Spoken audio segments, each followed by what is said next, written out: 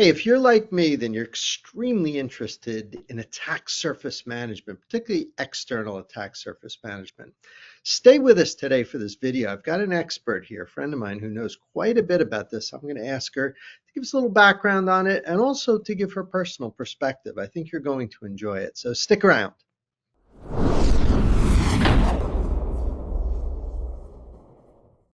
Hi, this is Ed Amoroso from Tag Cyber. Nice to see you all. I want to welcome you to our video discussion today. I have an expert in attack surface management here. It's Marie Zettlemoyer from Cycognito. She's their Chief Security Officer, real expert in this area.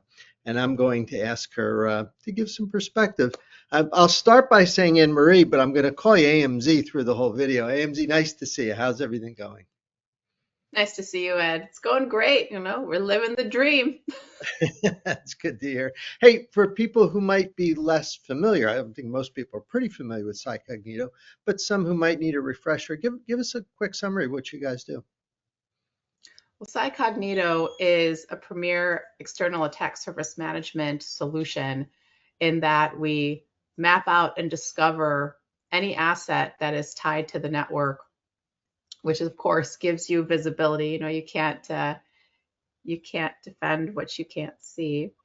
And then on top of that, it also tests and prioritizes any vulnerabilities that might be found with those assets. So you know how to action, when to action, and use your resources in the most thoughtful, efficient, and effective way. So it's sort of like giving you an idea of what the hacker sees, I guess, right? Sort of, if you can see it Absolutely. that way, then like some bad guy can see that, right? Yeah, it really takes a look at what an adversary is going to be able to look at first and why they might be interested in it. It also provides intelligence on if there are any campaigns that are going around that are making use of those types of vulnerabilities so that you can prioritize your resources to the threats that are critical to you. And then, of course, as you know, Ed, it's not enough to just find weaknesses. You have to know not just how to action them and when to action them, but who can action them. So Sure. having attribution of the ownership of that asset within the organization is key, and we provide that as well. This kind of work is right up your alley. This must be died and went to heaven work. Tell everybody a little bit about your very interesting background. Well, I am the Chief Security Officer at Cycognito, which means I'm responsible for all security here. That's cyber, physical, and product. Same when I was Divisional Security Officer over digital at MasterCard. I was there for several years, and before that, I was the head of security architecture and engineering at Freddie Mac. I was at Capital One. I was Secret Service. I've been in 8 industries, Ed, over these past, God, 28. No, I mean, not there. Maybe like 26 or 27 years. So I've seen a lot of stuff. But yeah, it's vulnerability management and being able to action these types of things have always been part of the game. And you're absolutely right. It is one of the things that we CISOs lament about, trying to find something that's going to make it easier for us. It seems like maybe I'm wrong, but tell me what you think. It seems like it used to be easier to figure out what you had. I mean, you still had hackers, right? Yeah. They were good then too, and we didn't have as good a tool set, so maybe everything leveled out. But this attack surface management thing seems way more complicated to me when I look at it. I just remember that you'd have a perimeter and you had inside outside, and it was inside outside was pretty meaningful. You ran some scanners inside, you poked around a little bit outside, you had a pretty good idea. It's not like that anymore, is it? So like very complex. I'll bet you guys, you're not a big Fortune 500 bank, but you guys are a pretty big company. It must be pretty complex just to see what you have at Cycognito. Well, throughout the organizations that I've been at, I would say you're absolutely right. You know, understanding your attack surface, understanding what you have, the hygiene of it, as well as I do, is one of the hardest things to wrap your head around because we all protect companies that want to move at the speed of business. So they're going to develop that. We want to make sure there's less friction for our developers, that we go to market faster for our customers. And sometimes that means, sadly, cutting corners. And now that we're going into the cloud and bid in the cloud, we have resources that are being fired up, within a moment's time. Nobody's racking. Well, that's not true. Fewer people are racking and stacking and running cables, which takes a little longer. And maybe you get heads up and get some inventory procedures out of that. But when you can spin up an instance by the click of a button and do it in a way that is relatively easy and expensive, you don't necessarily see that as a security person. The processes aren't always hardened that way. If you have acquisitions, you're not always brought in the beginning or even really after. So the company grows and expands, and you have people buying different resources and IPs and assets, all kinds of things. And so what you are meant to protect grows and shrinks and grows and shrinks. And if you don't have the capability and tools to really monitor that, you're really guessing, and you're sort of just picking little pieces of your house, if you will, to watch and protect. You mentioned that it's getting harder. It is, because before it was like we had this house and we'd watch the front door and the windows, right? And then maybe you see people coming through the chimney, you start watching that. You see people coming through the cracks, you start watching that. Well, imagine now you're not just protecting your house, but it's a house that grows. It's a neighborhood that grows and shrinks, and there's builds and unbuilds that you don't necessarily know of. So that gets really hard to not just defend, but defend in the right areas first, because it's not as if our resources for remediation grow with that. They don't expand with that at the same time usually. So now you have a bunch of alerts, and a bunch of things to fix, but your resources are still the same. So how do you know which one to fix first? And this has always been the problem with vulnerability management, right? Even in the old days, it's not just, I know what's wrong, but we have to then prove with good data and strong relationships on why those things have to be fixed.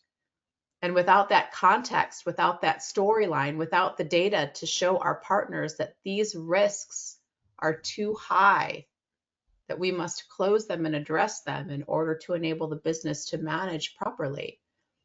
Without that, they don't get fixed. Yeah, Right? it's funny. We just finished an assessment of a big company and asked them obvious about their attack surface. And everybody always has like this spreadsheet or something, right? Oh my And you God. go, "Well, that's it." And that one of the main things I noticed that is always missing is nobody quite knows who owns what asset. Like you ask them, well, what is you're looking at their metadata collected any, I mean, I know you guys do a better job of this, but who knows how they're collecting it. What do you get, like, what advice do you have for people when they have very poor metadata about their assets, in particular, like the owner, connecting Oh. the owner? No good deed goes unpunished.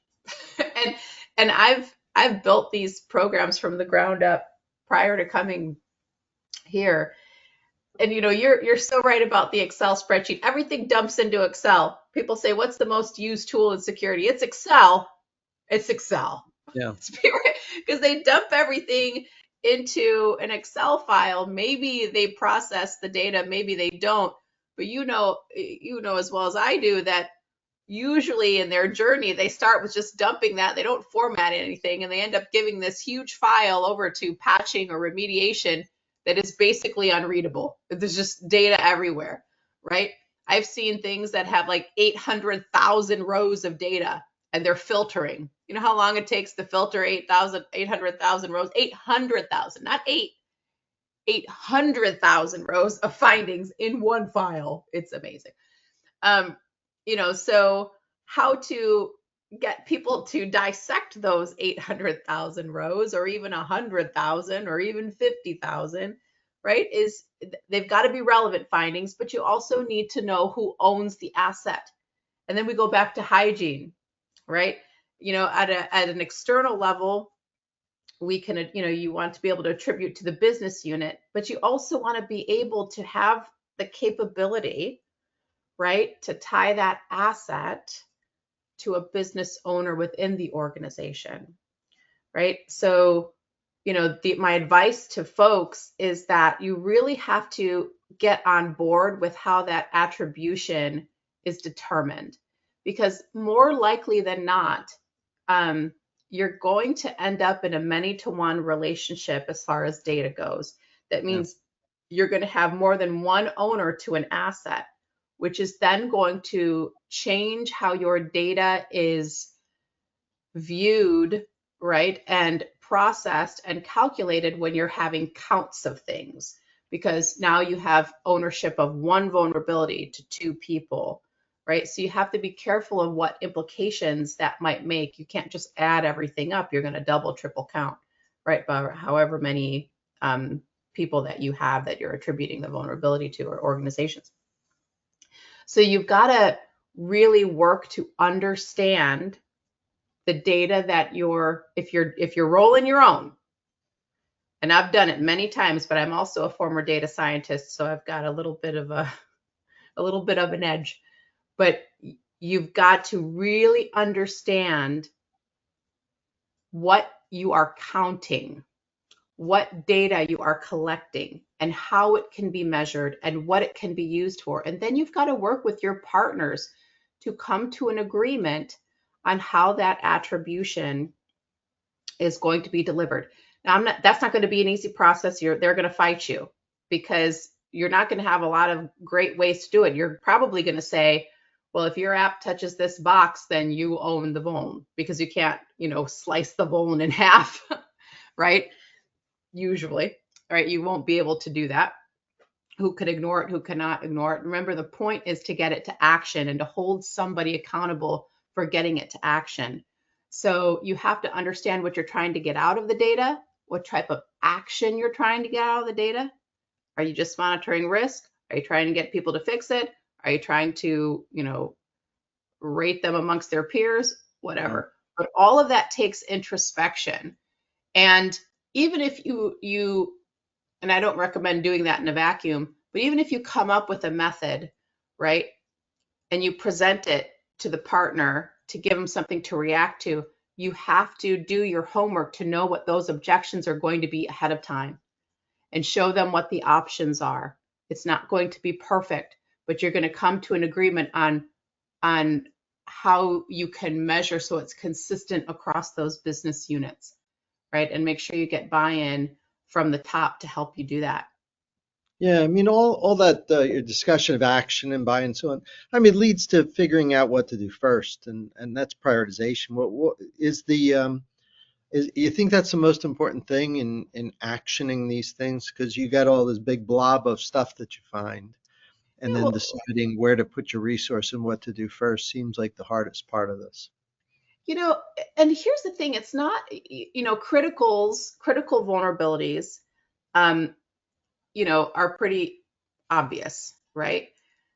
And maybe your company has a really small SLA, right? Or hopefully they do for criticals. Hopefully it's fewer than 7 days. If it's a really, really bad one, hopefully it's, 24 to 48 hours, but that's really fast, right? To get something that is really bad closed.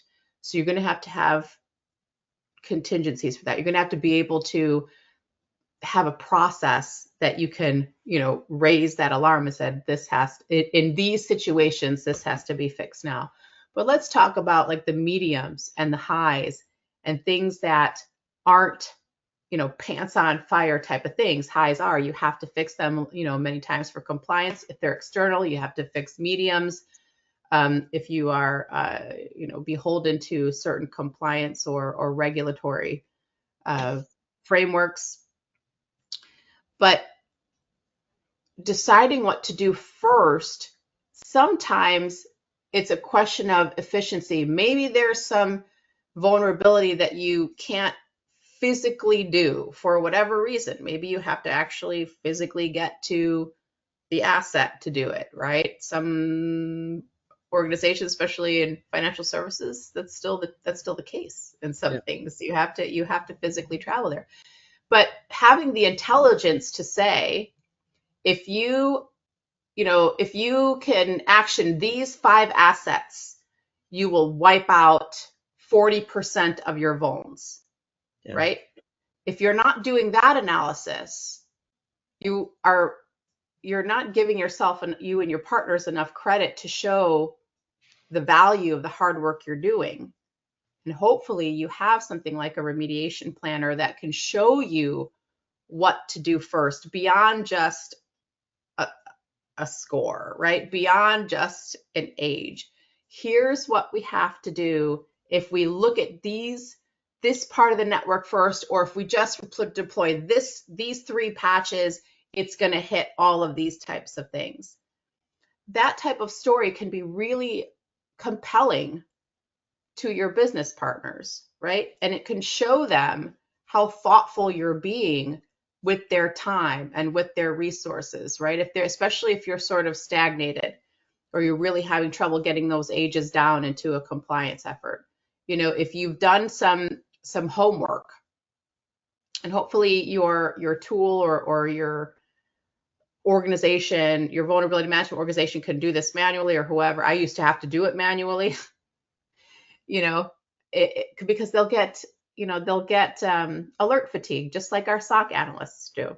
Yeah. There's too much to action. Tell me what I do first. All right, well, AMZ, what should I do? I can't do everything. Okay, focus on this section of IPs, these assets, this range, right?